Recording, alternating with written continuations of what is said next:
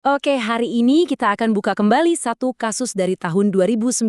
Sebuah kasus yang mengungkap salah satu jaringan spionase siber paling luas dan misterius yang pernah ada dan berhasil mengguncang dunia intelijen. Lihat angka ini. Ini bukan cuma angka biasa. Ini adalah jumlah komputer yang, tanpa sepengetahuan pemiliknya, dibajak secara diam-diam oleh satu jaringan mata-mata terkoordinasi. Dan jaring laba-laba digital ini nggak main-main loh. Jangkauannya sampai ke 103 negara. Skalanya benar-benar global. Targetnya pun bukan sembarangan. Jaringan ini menyusup langsung ke jantung kekuasaan dan diplomasi dunia. Kita bicara soal kedutaan, kementerian, bahkan markas besar NATO. Nah, pertanyaannya, siapa sih dalang di balik jaringan raksasa yang dijuluki GhostNet ini?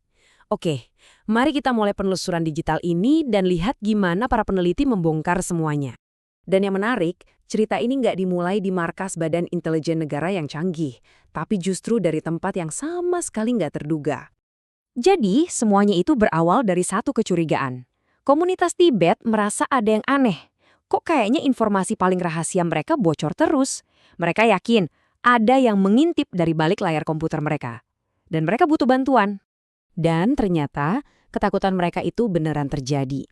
Setelah dicek, ditemukan malware yang bersembunyi di sistem komputer, bahkan di kantor pribadi Dalai Lama dan organisasi-organisasi penting Tibet lainnya. Dan ini bagian pentingnya, ini bukan lagi sekedar ancaman. Para penyelidik melihat dengan mata kepala mereka sendiri, secara real-time, gimana dokumen-dokumen super penting dicuri di depan mereka. Ini adalah perampokan digital yang sedang berlangsung. Oke, sekarang penyusupnya udah ketemu. Misi selanjutnya jelas, mengikuti jejak digital si penyusup ini untuk menemukan siapa dalang di baliknya. Caranya tuh sebenarnya klasik, tapi efektif banget. Rekayasa sosial. Mirip kuda Troya versi digital lah. Mereka kirim email dengan lampiran yang kelihatannya biasa aja. Padahal di dalamnya ada program jahat yang siap mengambil alih komputer. Nah, para investigator ini pendekatannya cerdas banget. Ada 2 tahap.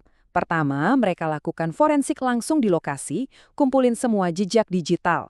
Kedua, data itu dianalisis buat memburu server pusat si penyerang.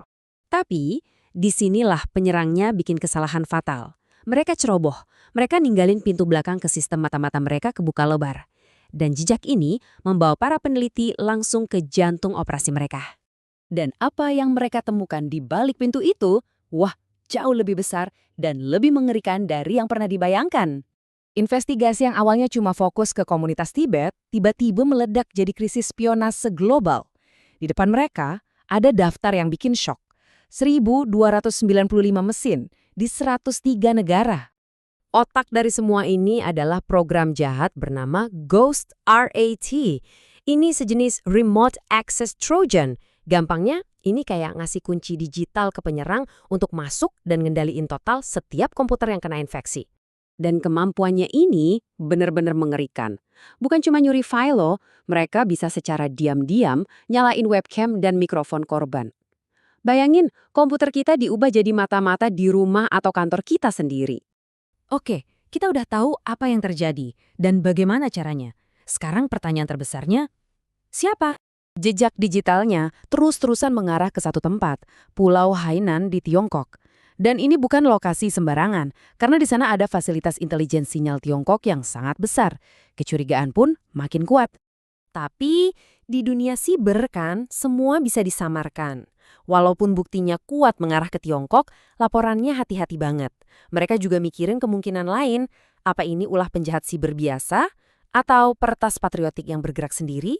Atau jangan-jangan ini operasi bendera palsu dari negara lain? Ya, karena penyerang bisa aja loncat-loncat lewat komputer lain untuk nyembunyiin lokasi aslinya. Jadi, secara resmi kasus ini belum terpecahkan. Dalang sebenarnya di balik GhostNet masih jadi misteri. Tapi mungkin ya, pertanyaan siapa itu bukanlah satu-satunya hal yang penting dari kasus ini. Mari kita lihat pelajaran yang lebih besar yang bisa kita ambil dari terungkapnya GhostNet. Nah, ini dia peringatan terbesarnya. GhostNet nunjukin kalau zaman spionase itu udah berubah total. Sekarang nggak perlu lagi anggaran miliaran dolar dan ribuan agen untuk bikin operasi mata-mata global. Semuanya jadi jauh lebih murah dan lebih gampang. Ada satu kalimat di laporannya yang ngena banget. Kita udah masuk ke era intelijen sinyal DIY do it yourself, alias DIY.